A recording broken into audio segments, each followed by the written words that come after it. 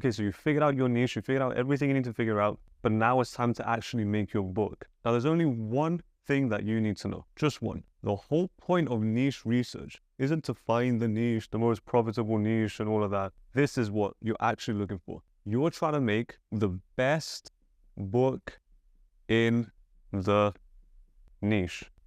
That's all you're trying to do.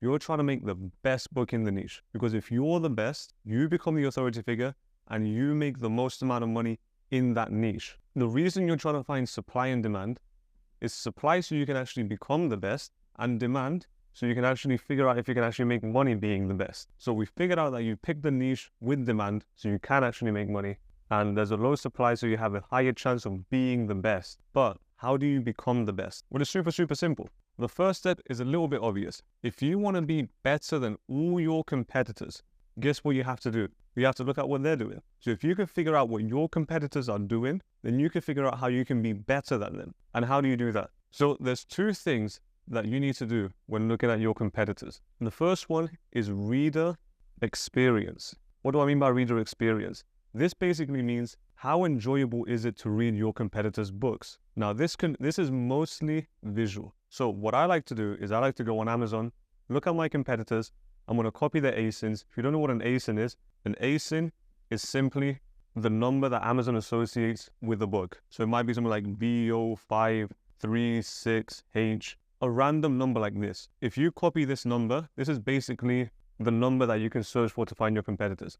This number represents the book. If you have an ebook, it will have a different number. If you have a paperback, it will have a different number, and a hardcover would have a different number. Each individual listing on Amazon or each individual book on Amazon has an ASIN. You can find it exactly above the Amazon bestseller rank, the ABSR number. So you should have a list of around 5 or 8 or 10 ASINs, which are all your competitors, the ones that are actually selling. And what are you going to do now? You're going to go on each and every single individual book, and what you're looking for is you want to see what the book actually looks like. And you can easily do this by going on the listing and then just clicking on the read sample. When you click on the read sample, you can see the inside of your competitor's book. And what are you looking for? You're looking for if they have images or illustrations, if this is appropriate for your niche. Look at their images and look at their illustrations. And anytime you're doing competitor research, you must be asking yourself a very simple question. What would I do to improve it? If your competitor was your book, what would you do differently to that book in order to improve it? So if there's 20 images, would you add 30 images to improve it? The illustrations, are they low quality? Would you have a higher quality illustration? What would you do? Constantly ask yourself, what would I do better? How can I improve my competitors' books? So one of the things you can look at is images and illustrations. Maybe the book has annotations. Maybe it's a book about the human body, and there's like some illustrations with some amazing annotations that come with the illustrations. It explains every little part of your body and what it does and whatever. But maybe the annotations aren't very nice. Maybe they're not very descriptive. Maybe they're not very good. Maybe you can do better annotations. Maybe the readability of your competitor's book is not very good. Maybe they've got big blocky paragraphs like that. So when you do your one, you're going to have smaller paragraphs like that. This probably doesn't make sense, but it will make sense when we get into the formatting. Maybe they don't have nice patterns in the background.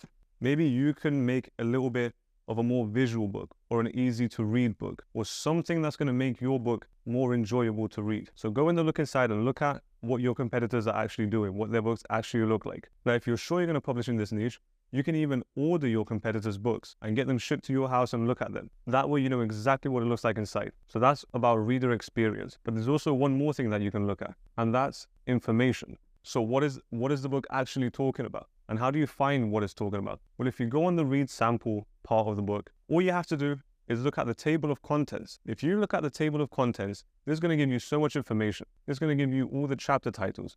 And sometimes just by looking at the chapter titles, you can figure out what the chapter is about. So if there's a beekeeping book or how to make honey with bees, one of the chapter titles might be how to look after the queen bee. So then you know that chapter is going to talk about the queen bee. Now, usually with every chapter, there's also sub-chapters. So maybe the chapter title is how to look after your bees, and then a sub-chapter is about the queen bee. Another sub-chapter is about the little bees. Maybe there's different types of bees. Maybe there's bigger bees and small bees. I don't know anything about bees. But if you go inside and look at the chapter titles and the sub-chapters inside the chapter titles, you're going to figure out exactly what your competitor is writing about, what each chapter is about.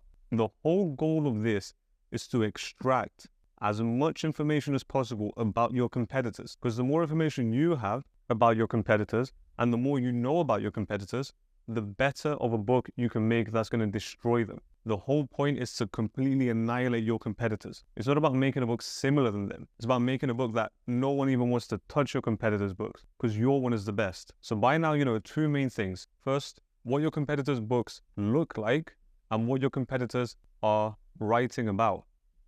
So if you know what it looks like and what they're writing about, then perfect. You know how to make a book in a way.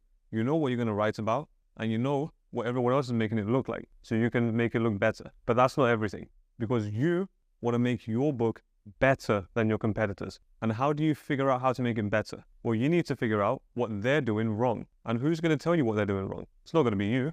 In fact, it's going to be your customers. And where do you find your customers? Simple. Reviews. If you go on your competitors' reviews, guess what? They're going to have 1-star reviews.